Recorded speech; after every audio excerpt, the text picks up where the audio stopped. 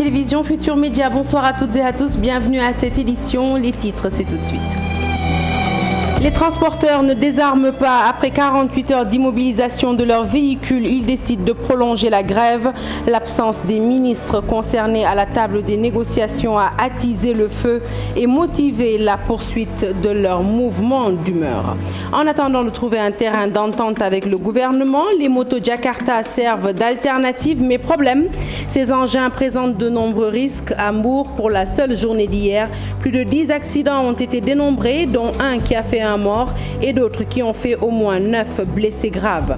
Yewwi Askan Wi pour la publication d'un décret autorisant les partis politiques à accéder au fichier électoral. Les membres de la coalition ont décidé d'envoyer une correspondance au chef de l'État. Vous entendrez Déthié Fall au cours de cette édition. Et puis vacarme du silence au menu de votre rubrique hebdomadaire littéraire Les bonnes feuilles de la rédaction.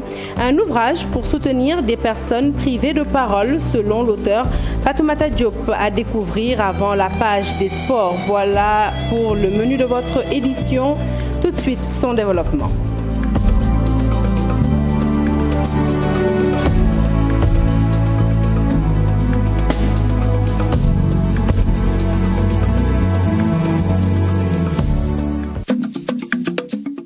Bonsoir à tous et à toutes. Avant de parler de cette grève des transporteurs, d'abord la mort de Alpha Wali Diallo, spécialiste des relations internationales. L'homme s'est éteint ce jeudi à Dakar. La rédaction de la télévision Futur Média, avec qui il a longtemps collaboré, présente ses condoléances à la famille éplorée. Paix à son âme. Je vous l'annonçais donc en titre, le calvaire continue. Le cadre unitaire des syndicats des transports routiers maintient son mot d'ordre de grève. Il reproche au gouvernement de faire dans l'indifférence totale, en plus d'afficher un manque de considération à son égard. Face à la presse, ses membres ont étalé leur frustration. Compte rendu signé Maïmouna Ndiaye et Modou Diop. Après l'échec des concertations, le cadre unitaire des syndicats des transports routiers du Sénégal décide de poursuivre son mot d'ordre de grève. On était là hier soir. Le directeur des transports a appelé. Il nous a invités de venir le rejoindre parce que le président de la République, comme il nous a dit, a instruit aux ministres concernés par notre programme, notre revendication, de se concerter et chacun parmi eux de prendre ses responsabilités par rapport à nos revendications. Mais quand même, comme c'est le ministre tutelle, il nous a demandé de venir le rencontrer pour harmoniser notre position. Pour aujourd'hui même à 9h finaliser. Bon. Le soir vers 22h, le ministre en personne a appelé ici, appelé le doyen Alassane Ndoye, Goro Khouma comme Diallonia, pour changer de position. Pour dire que maintenant, lui, il a discuté avec ses homologues ministres. Maintenant, c'est à lui de prendre la responsabilité de nous rencontrer et de régler nos problèmes. Je crois qu'un homme averti en vaut deux. Le mot d'ordre est maintenu. Le mot d'ordre, peut-être la suspension dépend du gouvernement. Si toutefois qu'il nous appelle et qu'on discute par rapport à nos plateformes revendicatives, après on va voir la suite. Mais pour le moment, c'est maintenu. Ces syndicats ne veulent pas céder à la pression. Ce que nous disons, c'est très simple. Nos préoccupations concernent beaucoup de ministres. Nos revendications concernent le ministre des Transports, comme le ministre de l'Intérieur, comme le ministre des Forces armées, comme le ministre de l'Économie et des Finances, comme le ministre du Commerce, comme le ministre du Travail. Donc ce que nous voulons, c'est de les rencontrer tous autour d'une table. Discuter nos revendications point pour point pour que chacun puisse prendre ses responsabilités. Je crois que ça a été clair. Et c'est la raison pour laquelle, quand on s'est concerté tout à l'heure, le cadre tout entier ont décidé de ne pas répondre à un seul ministre. Une grève de 48 heures au départ qui risque de s'inscrire dans la durée. Les usagers des transports routiers devront encore prendre leur mal en patience. Et pour tous ceux qui, encore ce soir, ignorent justement les raisons de cette grève des transporteurs, eh bien, sachez qu'elle est due en partie aux contrôles fréquents opérés par la police sur les routes, des contrôles que les concernés jugent abusifs, même s'ils reconnaissent que certains véhicules sont vétustes et qu'un renouvellement du parc automobile s'impose. Eh bien, ils affirment que c'est à l'État de leur faciliter justement la démarche par la mise en place de mécanismes et de politiques de financement. Fatou Bintou Conté, Tierno Laurent Mendy pour les détails. Les tracasseries routières font partie des principaux points de revendication des transporteurs parmi les 11 que compte leur plateforme revendicative. Un point qui concerne tout le monde, c'est les tracasseries. Le mois de janvier, nous avons discuté. Ça fait partie des accords signés. Nous avons même proposé à l'État d'enlever les attestations en circulation que détiennent la police et la gendarmerie, c'est source de corruption. Nous avons demandé de mettre en place un système de paiement électronique. Mais ce contrôle routier incessant des forces de l'ordre est exercé le plus souvent sur les vieux véhicules. Un parc automobile vétus et vieillissant circule dans le pays et mérite renouvellement. Puisque le parc est vétus. Pourquoi il est vétus? Puisque nous n'avons pas les moyens de pouvoir renouveler, puisque le transport est arraché. Du secteur lourd comme du secteur de transport de passagers. Il est arraché, ce transport est arraché à d'autres gens qui n'ont pas droit de le faire. Mais nous qui avons droit de le faire, nous avons perdu ce marché. Et pour cette modernisation du parc automobile, l'État doit apporter sa contribution afin d'aider les transporteurs. Nous demandons la création des conditions. Allez-y au Mali, vous trouverez qu'il y a des bus neufs, il y a des camions neufs dédiés aux opérateurs, mais ils n'ont pas touché la poche. C'est le gouvernement qui a créé les conditions, mettre de la garantie pour que les banques puissent travailler avec les opérateurs. C'est ce que nous demandons au gouvernement du Sénégal, qui crée les conditions et laissez-nous avec les banques. Facteur de nombreux accidents, la vétusté du parc automobile, un point que les transporteurs, en sus de leurs revendications, doivent revoir. Et naturellement, à cause de cette grève des transporteurs, ils sont nombreux, ces malades, à n'avoir pas pu se rendre à l'hôpital aujourd'hui. Une situation préoccupante qui a obligé les structures sanitaires à s'adapter, à prendre des dispositions pour justement aider les patients. Nos reporters se sont rendus à Abass Ndao, mais aussi à l'hôpital Idrissa Pouye. Suivons leur reportage. Quelques chiffres qui montrent que l'hôpital Idrissa Pouye a subi les conséquences de la grève des transporteurs. Concernant les consultations, par exemple, en dermato, nous avions eu 24 patients inscrits. Il s'est trouvé que 10 se sont présentés hier. Donc, ce qui fait que la différence est un peu importante. Un exemple parmi tant d'autres. Pratiquement tous les services ici à OJIP ont enregistré des absents, mais des dispositions sont prises. Quand la perturbation va prendre fin, le service de la coordination des soins va prendre les agendas de tous les médecins et donc pour procéder, pour décaler les rendez-vous. Et donc voilà. Nous aussi, de notre côté, nous allons les appeler au téléphone pour leur dire que vous pouvez vous présenter dès les prochaines consultations de la semaine prochaine. Une fréquentation minime comparée aux jours précédents et côté agent, il fallait coûte que coûte faire le déplacement pour s'occuper des malades. Il y a eu quelques absents, pas beaucoup, mais au niveau des consultations externes, nous ne l'avons pas beaucoup senti. Parce que les agents, la plupart habitent de ce côté vers la banlieue. Donc, il y en a qui ont marché. Il y a quand même la solidarité qui a joué, le covoiturage. Voilà, on essaie de gérer les choses comme ça. Maintenant, concernant les patients, ceux qui viennent ont pu arriver parce qu'ils sont véhiculés ou bien trouver des possibilités, il n'y a pas de problème. Les médecins sont là, ils consultent, ils s'en occupent. Même constat à l'hôpital Abass Ndao. Peu de mouvement ce matin. Ici, le directeur a eu l'idée d'emprunter 2 bus au rectorat de l'université Cheikh Anta Diop de Dakar pour aider le personnel. Donc pour pouvoir maintenant assurer juste maintenant les rotations pour que les agents rentrent chez eux et ceux qui doivent être de garde viennent. Hier, on a été obligés de prendre nos propres voitures particulières pour juste maintenant convoyer ceux-là qui doivent travailler, qui doivent venir de garde. Donc, a fortiori, pour les patients aussi, ça va être délicat. Des malades qui devaient se faire opérer et qui n'ont pas pu faire le déplacement seront reprogrammés, à en croire Dr Amadou Ndiaye, qui a déjà envisagé de trouver 2 bus pour le transport du personnel. Il l'a déjà inscrit dans son budget 2022.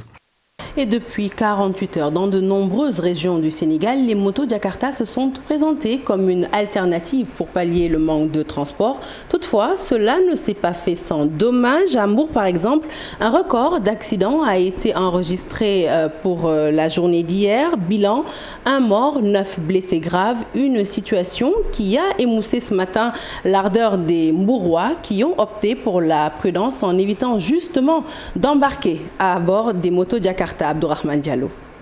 Des transporteurs a été bien suivi dans le département de Mbour. Les taxis clando qui assurent le transport interurbain sont tous stationnés. Une situation très compliquée pour les Mbourois. Ils sont obligés de prendre des charrettes ou moto-Jakarta pour leur déplacement. Les Jakartamens et charretiers se frottent bien les mains car la journée d'hier et d'aujourd'hui était bénéfique pour eux. Mais il y a plusieurs désagréments du côté des Jakartamens et clients. La seule journée d'hier, le département de Mbour a enregistré 5 accidents impliquant les motos Jakarta. Lors de ces accidents, une personne a perdu la vie et 9 blessés graves. Un record journalier d'accidents de Jakarta sur la Petite Côte. Cette situation fait qu'aujourd'hui, plusieurs personnes préfèrent marcher ou rester chez elles au lieu d'emprunter ces motocyclistes. Elles espèrent que l'État et les transporteurs vont trouver un terrain d'entente afin de pouvoir reprendre leurs activités avec les moyens de locomotion habituels. Et de Mbour, nous mettons cap sur Kolda. Sur place, les transporteurs établis à la gare routière ne veulent plus de Mansour Faye à la tête du département du ministère des Transports. Ils l'identifient comme étant le principal responsable des difficultés qu'ils rencontrent au quotidien. Abdoulaye Diallo. Pour leur ministre de tutelle, les membres du regroupement des transporteurs de la gare routière de Kolda réclament le départ de Mansour Faye à la tête du ministère des Transports et des Infrastructures. C'est une demande. La demande, elle est unanime. Le départ purement et simplement de Mansour Faye à la tête de ce ministère. Depuis l'avènement de Mansour Faye, rien n'a été boosté. Il n'a fait aucun effort pour que le secteur informel essaye d'aller vers le formel. Maintenant, quelqu'un qui est là, qui ne tente rien, qui n'essaye rien, et le président qui nous parle d'un Sénégal émergent. Ce dernier n'est pas en train de faire émerger ce secteur du transport. On demande purement et simplement le départ de ce monsieur-là. Il a dit en pleine réunion, une fois, lors d'une rencontre, qu'il ne connaît rien du secteur du transport. Comment le président de la République peut se permettre de nommer un certain Mansour Faye qui ne maîtrise même pas le secteur du transport et faire de lui ministre en charge du transport. Ces acteurs du transport fustigent le comportement des agents de sécurité en poste sur les axes routiers interurbains. En sortant de Kolda, vous rencontrez un policier. Allez-y jusqu'à Djanamalari, vous rencontrez un gendarme. Allez jusqu'à Carrefour Diarmé, vous rencontrez un gendarme. Allez-y jusqu'aux sorties de Carrefour Diarmé, vous rencontrez un gendarme. Allez-y à Saré Alkati, un gendarme. Partout là où vous allez, c'est des montages de quelque part 1, 2, 3, 4, 5 km. Des montages qui ne disent pas leur nom. Ils ne visent que les véhicules de transport en commun moyennant quelque chose, et je le dis et je le réitère. C'est pourquoi le mot d'ordre de grève a été largement suivi dans le Fouladou. À compter des véhicules clandestins, des véhicules urbains, véhicules interurbains, même les camionneurs, tout le monde a garé. Tout le monde a garé. Les populations s'impatientent de voir la réaction de l'État pour une reprise normale du trafic. La grève des transporteurs fait réagir Yewwi Askan Wi. Ses membres exhortent le chef de l'État à négocier avec les contestataires, et cela dans les plus brefs délais pour mettre fin à ce mouvement d'humeur. Nous écoutons Malik Gakou, il est au micro d'Aminata Mbaresso. Notre coalition, en phase avec les préoccupations des populations, intime l'ordre au gouvernement de ne ménager aucun effort afin que cette grève cesse aujourd'hui, pour que les travailleurs puissent continuer à travailler, servir le pays, afin que les ménages qui sont durement éprouvés par cette situation puissent être soulagés et que le retour à la normale puisse servir les intérêts supérieurs de notre pays. Et puis annoncé ce 24 décembre, le démarrage effectif du train express régional va connaître un léger report, un différé, suite à la décision du président de la République de mieux s'organiser pour une inauguration du TER qu'il veut grandiose, avec la présence notamment de ses homologues africains. Selon le directeur de Saint-Ter qui en fait l'annonce, eh bien, tout est prêt pour un démarrage historique du train express régional. Abdoundene Sall, que voici au micro de Mamadou Fall. Et vraiment, les travaux sont terminés et que maintenant la certification était en cours. C'est presque terminé. Nous sommes sur la marche à blanc. Il n'y a pas de problème technique du tout. C'est des problèmes de disponibilité et d'agenda du président de la République. Mais nous sommes disponibles pour pouvoir lancer le TER à partir du 20. À partir du 20, si le président nous disait 20, 21, 22, 23, 24, et plus nous sommes disponibles, toutes les conditions sont réunies et la certification est prête. On a l'autorisation de mise en exploitation commerciale pour démarrer vraiment l'exploitation de ces terres. Mais le problème, c'est que pour le démarrage, il faut quand même l'inauguration par le président de la République qui doit inviter quand même ses collègues présidents et par manque de disponibilité, c'est le 27 qui est bon. Le projet est complètement terminé à partir du 20. Donc même le 21, on pourra démarrer. Mais le démarrage, quand même, c'est une option quand même du président de la République. On lui laisse cette option-là. Si le président vient à partir du 20, nous sommes prêts. À la une de l'actualité politique, nous retrouvons Yewwi Askan Wi qui milite en faveur d'un décret autorisant tous les partis politiques à accéder au fichier électoral pour les élections municipales, mais aussi départementales à venir. Les membres de la coalition comptent saisir le chef de l'État via une correspondance. Ils l'ont fait savoir lors de leur conférence de presse tenue aujourd'hui dans leurs locaux. Nous écoutons Déthié Fall. On a décidé au niveau de Yewwi Askan Wi de lui adresser une correspondance via le ministre de l'Intérieur pour qu'un décret soit publié tel que prévu par l'article 49 du Code électoral pour que le fichier soit à disposition de tous les partis politiques et notamment des partis politiques de l'opposition pour qu'on puisse procéder à la vérification parce que n'oubliez pas qu'à partir du 8, des commissions seront installées, des commissions de distribution de cartes. Mais si on n'a pas ce fichier, quel pouvoir, quel moyen de contrôle disposons-nous pour faire la comparaison et pour également apprécier la fiabilité de ce fichier et savoir si tous ceux qui s'étaient mobilisés pour aller s'inscrire sont également pris en compte dans le fichier parce que ce qui est distribué peut ne pas figurer sur le fichier. Et nous avons décidé justement dans les prochains jours de lui adresser une correspondance pour qu'il soit un gentleman, pour qu'il revienne à l'élégance républicaine, à l'élégance présidentielle.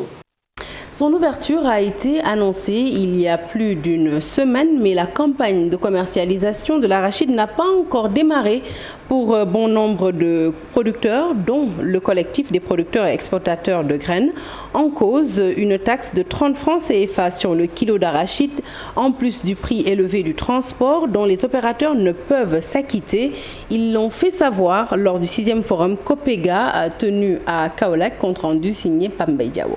Après le démarrage de la campagne de commercialisation, le collectif des producteurs et exportateurs n'a pas encore acheté de graines d'arachide. Il exige de l'État une diminution de la taxe de 30 francs sur le kilo. Nous exportateurs, si on n'est pas rentré en campagne, c'est parce que c'est dû à un phénomène qui nous dépasse, nous. C'est-à-dire qu'aujourd'hui, je vous fais un exemple, le prix est resté constant par rapport à l'année dernière, on avait proposé à 150 francs CFA. La taxe, elle est restée constante à 30 francs le kilo, mais le coût du fret est passé du simple au triple. Et que c'est ça que nous subissons aujourd'hui. Par exemple, l'année dernière, on payait le fret à 500-600 $. Aujourd'hui, on est à 1300 $. Le prix au producteur restait constant, la taxe restait constante, la taxe, le transport est dépassé du simple au triple. Cette taxe se justifie par les nombreuses subventions que le gouvernement injecte dans la filière. N'empêche, l'État reste toujours ouvert à des discussions, rassure Aline Badrambeng, gouverneur de Kaolack. Le marché est ouvert à tous ces acteurs-là. Il y a une taxe qu'on applique sur les graines. Vous savez pourquoi? C'est pour ne pas exporter la subvention de l'État. L'État met beaucoup d'argent pour subventionner les semences, pour subventionner les intrants. L'État ne peut pas subventionner cela et permettre une exportation au détriment donc, de nos opérateurs, notamment les huiliers qui sont en place et d'autres unités de transformation.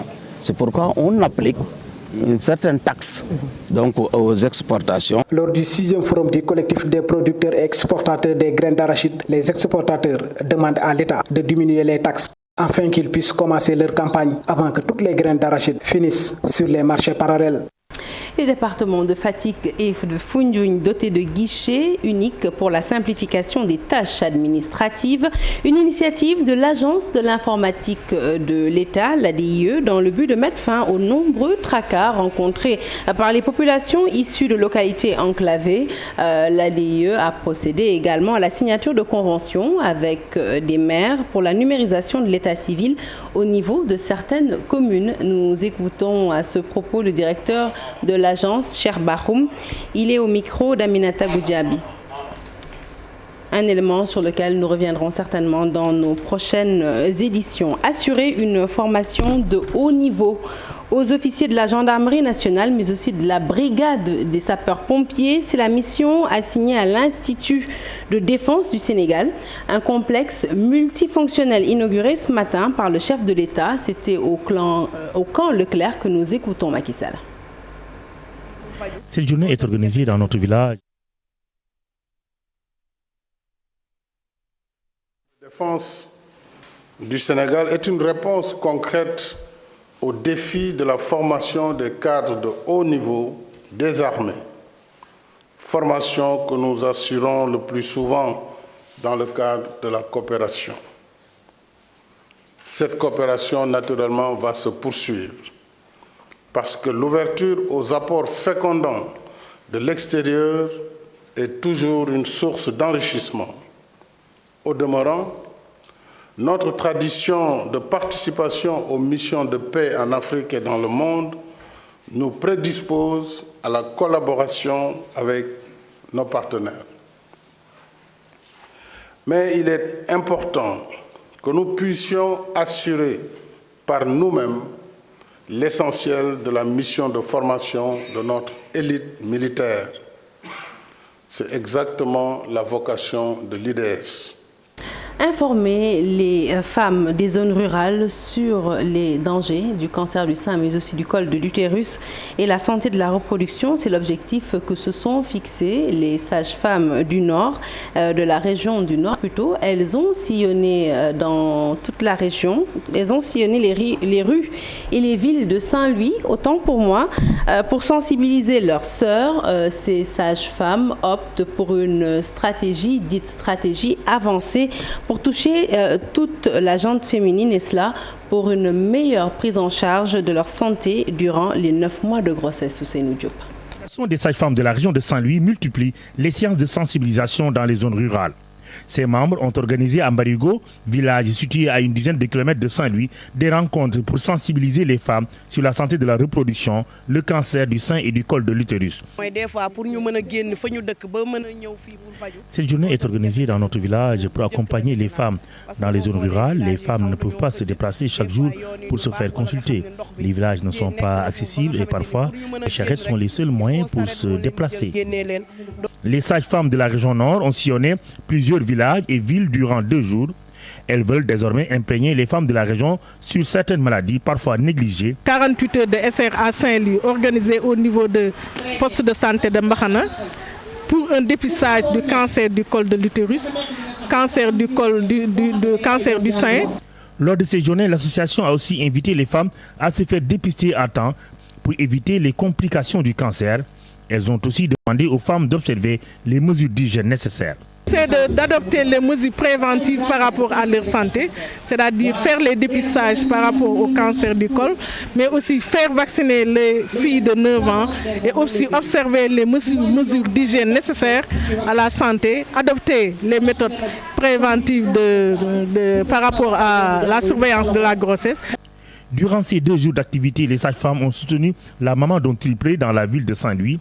Elles ont aussi organisé une randonnée pédestre pour sensibiliser leurs sœurs sur la santé de la reproduction et les méthodes à adopter pour se prémunir du cancer du sein et du col de l'utérus. Notre rubrique Les bonnes feuilles de la rédaction à présent, elle s'intéresse ce soir à l'ouvrage de Fatoumata Diop intitulé Vacarme du silence. Dans ce recueil, la jeune auteure s'intéresse à ce qu'elle appelle les silences destructeurs. Au total, 68 poèmes pour soutenir toutes ces personnes qui n'ont plus droit à la parole. Des notes de lecture toujours signées Ibou Diouf. Dans cet univers littéraire, cette jeune poète propose au lecteur ce recueil de poésie qui parle de plusieurs thèmes. Elle s'adresse aux adolescentes, aux adultes, pour mettre des mots sur ces silences destructeurs. Le titre de l'ouvrage, c'est Vacarme du silence. Vacarme du silence pour matérialiser tous nos silences, parce que nous sommes dans une société où, dès notre plus jeune âge, on nous enlève déjà une partie de notre droit à communiquer. Et il arrive qu'on s'enferme dans ces silences et qu'on oublie parfois qu'on a même le droit de parler, de nous exprimer, de parler de ce qu'on ressent, Dans son ouvrage, Fatoumata Diop parle d'émotions fortes et incontrôlées et de toutes ces larmes intarissables. Le message, c'est de vraiment sensibiliser toutes les personnes qui sont en train de souffrir en silence et qui ne parlent pas, qui ne s'expriment pas parce qu'elles ont peur de ce que la société peut penser d'elles. À travers ses poèmes, l'auteur évoque également l'espoir et la renaissance dans un style bien recherché. C'est 64 poèmes et c'est réparti en 108 pages. Je parle de l'amour, je parle de la nature, de la santé mentale. Mais l'écriture, c'est vraiment une activité qui permet de se libérer, d'exprimer nos pensées. Fatoumata Diop est par ailleurs Miss Héritage, un ouvrage paru au moment où l'image du label Miss Sénégal est écorchée. Cette histoire, ça a été un peu compliqué parce que toutes les personnes qui ont déjà participé à ces concours ont été stigmatisées, jugées. Et c'est vrai que c'est un milieu un peu hostile, mais n'empêche, il n'y a pas que du négatif. Dans l'univers littéraire, cette jeune poète propose au lecteur ce recueil de poésie qui parle de plusieurs thèmes. Elle s'adresse aux adolescents et aux adultes pour mettre des mots sur tous ces silences destructeurs. Juste avant de se quitter, le round-up de l'actualité sportive, il démarre par le Comité national de gestion de la lutte qui durcit le ton pour combattre le vandalisme au sein de l'arène nationale. L'équipe nationale de karaté du Sénégal en Égypte pour la 20e édition des championnats d'Afrique. Kalidou Koulibaly, le capitaine de l'équipe nationale de football du Sénégal, indisponible, et cela pour 1 mois selon Sky Italia suite à sa blessure à la cuisse. C'est le menu de l'actualité sportive est toujours signé Cher Salibou Diarra. Le sort semble s'acharner sur l'équipe nationale de football du Sénégal à 1 mois du début de la Coupe d'Afrique des Nations de football Cameroun 2021. Après le forfait de Crépin Diatta et l'incertitude sur la participation d'Ismaïla Sarr, touché au genou, c'est au tour du capitaine Kalidou Koulibaly d'allonger la liste des Lions à l'infirmerie. Le défenseur de Naples, sorti sur blessure face à Sassuolo en Série A mercredi, souffre d'une élongation au niveau de son ischio-jambier gauche. Kalidou Koulibaly va du coup manquer au moins 1 mois de compétition, selon un communiqué de Naples. Le doute s'installe alors autour de la participation du capitaine des Lions à la CAN. Une mauvaise nouvelle pour le sélectionneur Aliou Cissé qui va devoir composer avec Koulibaly et Sarr, loin de leur forme optimale en janvier, s'ils arrivent vite à se rétablir. L'équipe nationale de Tekball du Sénégal, aussi proche du forfait à la Coupe du Monde de la discipline, du 8 au 11 décembre prochain à Pologne. La délégation sénégalaise est en proie à un problème financier. Elle a encore du mal à réunir la somme nécessaire pour acheter les billets d'avion, alors qu'elle est attendue au plus tard en Pologne le 7 décembre prochain. La participation au mondial est donc dans l'expectative. Pendant ce temps, le Comité national de gestion de la lutte cherche également des solutions pour mettre fin aux actes de vandalisme à l'arène nationale. Ibrahima Sène et ses collaborateurs durcissent le ton à travers un communiqué où ils brandissent des sanctions, entre autres la rétention du reliquat de tout lutteur dont les supporters, le fan club ou les accompagnateurs sont convaincus d'actes du genre au fin de servir à la réparation de tout préjudice. Du karaté pour terminer, une délégation sénégalaise dont 16 combattants est présentement au Caire en Égypte. C'est pour les besoins de la 20e édition du championnat d'Afrique de karaté senior du 3 au 5 décembre prochain. Les karatékas vont en découdre en comité hommes ou dames et en équipe.